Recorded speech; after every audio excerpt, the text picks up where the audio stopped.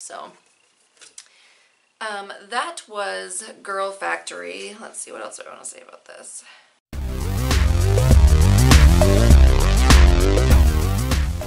Hey, this is Megan in the restricted section. Today I'm going to talk about Girl Factory by Jim Krusoe. This was my January TBR Jar pick. So I picked this book up at one of the library sales that Sue and I went to, and so I got it for like next to nothing. And I honestly bought it because the cover looks really weird and it sounded kind of unique. So this is a story of a dude who works in a yogurt store, and okay, so this is probably not going to be spoiler free. I'm going to try to not spoil the ending, but the rest of it's probably not going to be spoiler free.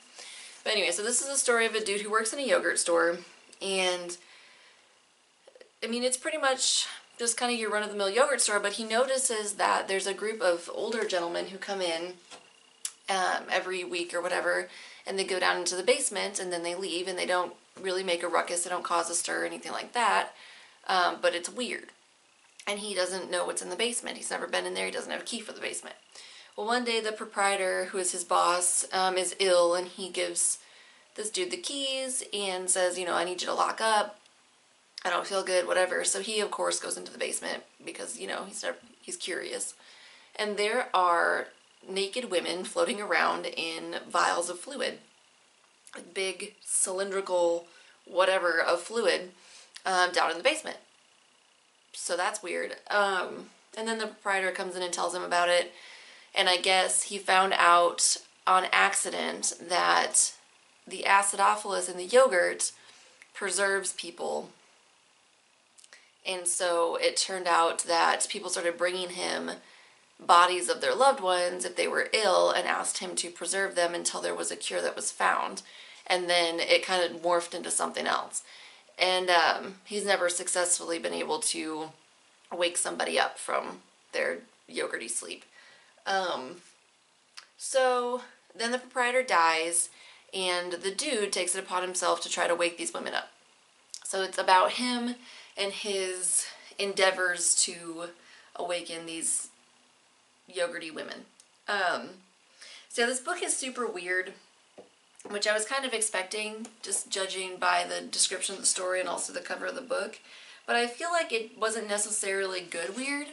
I think that there were a lot of like random elements thrown in to make it more bizarre and eclectic and just strange. But I don't think that any of those elements really worked very well.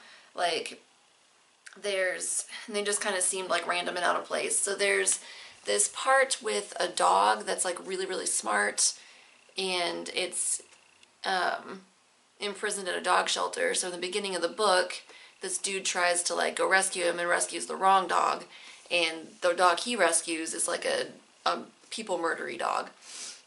But then at the end of the book, the really smart dog comes and tries to rescue this guy. So that was just like kind of random and out of place. And there was this whole storyline with this girl that he was dating in the past, and he ended up like leaving her in Mexico, but it didn't really have anything to do with the story except to explain like that he's had shitty relationships, which is kind of irrelevant to the point. I don't know. It was just, there was a lot of like random stuff thrown in there, like sprinkled in there, that didn't really work. And then the ending was like super dissatisfying. Because the whole story, I guess you could say the ending was maybe like realistic, but the whole story is so fantastical that I feel like he could have had a fantastical ending. This guy wakes up precisely 0 of the women. None of the women does he like successfully revive and have them live for a while. Like, none of that ever happens. And it's so dissatisfying, and it's just, it's kind of like anticlimactic, because you're like really hoping that he finally figures it out, because he kind of bumbles his way through trial and error with trying to wake up these women. And I'm kind of hoping, you know, like he figures it out so we can figure out why the fuck these women are down in the basement. Because like I said, it started out that people would bring the proprietor their loved ones and then, you know, have them preserved until a cure could be found for them. and then it turned into something else, and this guy doesn't really know why these women are down there. So, yeah, it was just ultimately kind of dissatisfying, but, I mean, there were some parts that were funny. There was some, like, dark, dry humor in here that was pretty funny. But, yeah, ultimately, it was kind of a mess, I felt like. But, I mean, granted, I wasn't really expecting a work of literary genius, but it was kind of a mess. And I think I gave it, like, 2 out of 5 stars, just because I didn't really care for it, but I didn't hate it. I just felt like it didn't really work.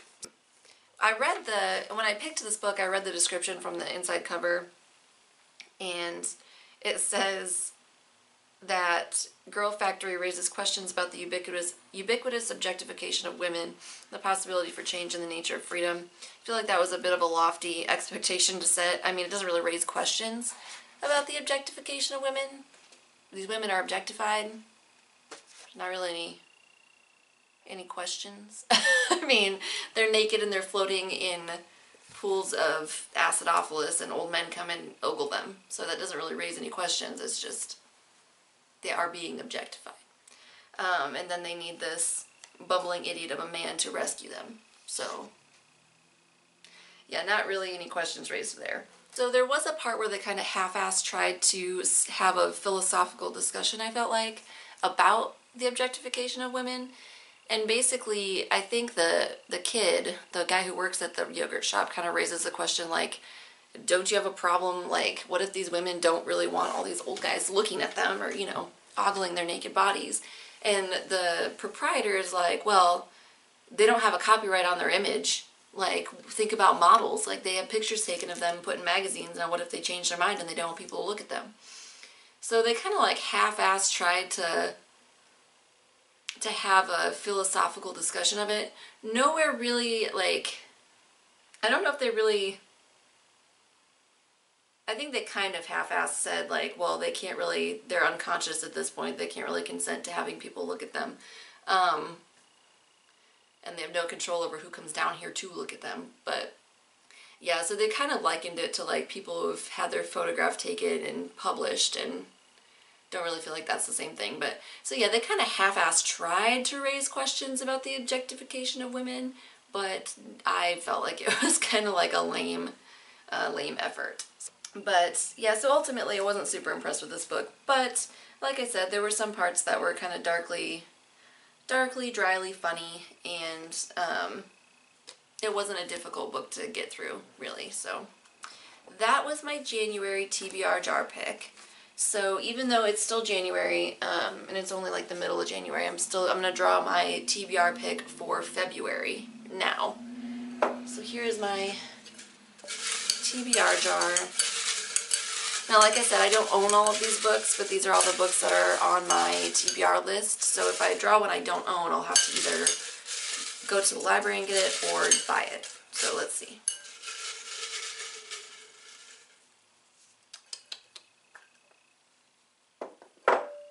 What do we have here? Enter Wild Time by Paul Majors, which I actually do own. Wild Time is one of the, I think it's the second book I got in my Bookly box. So this, I think, is based off of some Doctor Who shit. But it says, Time and Space, Good and Evil, Gin and Tonic. A novel which takes us from a dusty second-hand bookshop in Darlington, clear across the galaxy aboard a celestial double-decker bus, all the way to the outlandish world of Hespero and the throne room of the Scarlet Empress, and the very brink of the strange pocket dimension called the Obverse. This is a story about an object, a glass jar with mysterious contents, being the focus of a chase between Iris Wildtime, Panda, and their new friend Simon, and a bunch of gentlemen pirates of the dog world who are determined to retrieve the strange jar and its even stranger contents. So this sounds like it could be quirky and delightful, or it could be just weird and lame. Could go either way. But I'm excited to get to read this since I got it in my Bookly box like a few months ago and I haven't read it yet. So this will be my TBR jar pick for February. So that will be it for me today. There's going to be some links down below where you can find Sue and I elsewhere in social media if you are so inclined. If you're not already subscribed to the restricted section, you can do so. And I will see you next time. Bye!